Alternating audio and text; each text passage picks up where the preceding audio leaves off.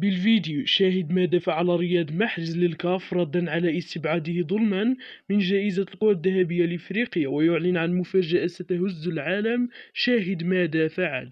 ولكن قبل أن نبدأ، إذا كنت تتفق بأن رياض محرز هو أفضل لاعب إفريقي فيرجى الإعجاب بهذا الفيديو وتعطير فمكم بالصلاة على رسولنا الكريم. أعلنت صحيفة كلوب سوكر اليوم عن المرشحين للفوز بجائزة أفضل لاعب في الشرق الأوسط بالتصويت، وبعد ساعات قليلة استطاع رياض محرز التفوق على كريستيانو رونالدو وكريم بنزيما بفارق كبير. وهنا سيرد رياض محرز على الكاف وفوز الأقجاع الذين تسببوا باستبعاده من الفوز بالكرة الذهبية لإفريقيا ظلما. والجزائري رياض محرز تفوق على كريستيانو رونالدو وكبار الشرق الأوسط، وكيف لا يتفوق على أشرف حكيمي ومحمد صلاح. ويمكنكم التصويت على فخر العرب الحقيقي رياض محرز في الرابط في أول تعليق.